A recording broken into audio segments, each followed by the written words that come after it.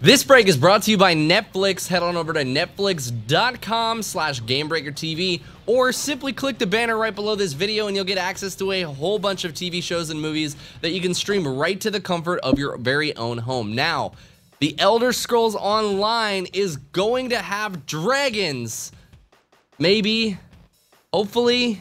We saw it in Skyrim, but this time Game Informer just recently sat down to get an interview with The Elder Scrolls Online's lead content designer and creative director. And here with more details on that interview is Gamebreaker writer Jason Winter. Now, Jason, The Elder Scrolls, this is something that a lot of people, it's a very medieval fantasy setting. Can we expect dragons?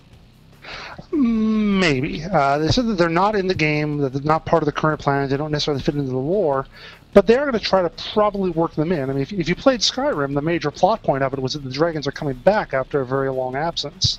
The question is how long? Do they still fit into the era of the MMO? Well, there's a book in Skyrim that says the last dragons died out during the time of Tiber Septim, and that would be a few centuries after the game is set. So it wouldn't be a huge stretch to include at least an isolated dragon or two, someone in hiding or something like that in the Elder Scrolls Online. So the timelines might actually fit up, making that a pretty much a definite maybe on getting dragons in the MMO. That's awesome. Now, what about other elements like the Elder Scrolls fans are used to seeing? Are we going to see any of those in the MMO? Well, I, for one, really loved Morrowind and its expansion, the Tribunal expansion, and they talk about that a little bit in the video. Morrowind is ruled over by 3 immortal godlike beings called the Tribunal, and you get to meet them during the game.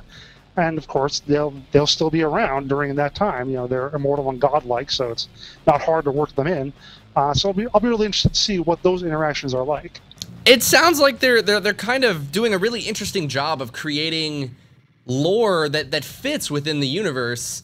Besides for strange reasons of faction alliances, but I won't get into that right now. Go watch that other story right here. But I don't know. What do you think? Do you think they're doing a good job at molding the lore and kind of adhering to what's already been dictated?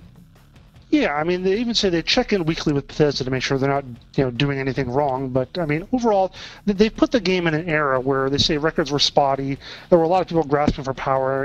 History is a little muddled back then. So, and that really, of course, it kind of spells out how the world versus world works, where you can claim the title of emperors. And they're saying that a lot of people probably claim ultimate leadership in that era. We just don't necessarily know about it.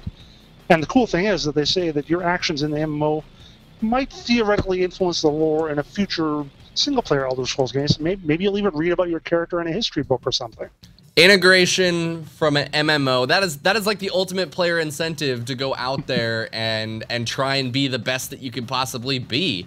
It's gonna be really interesting. Obviously, as more information rolls in on the Elder Scrolls Online, we'll keep you updated right here on Gamebreaker TV. Thank you guys for watching. See you next time.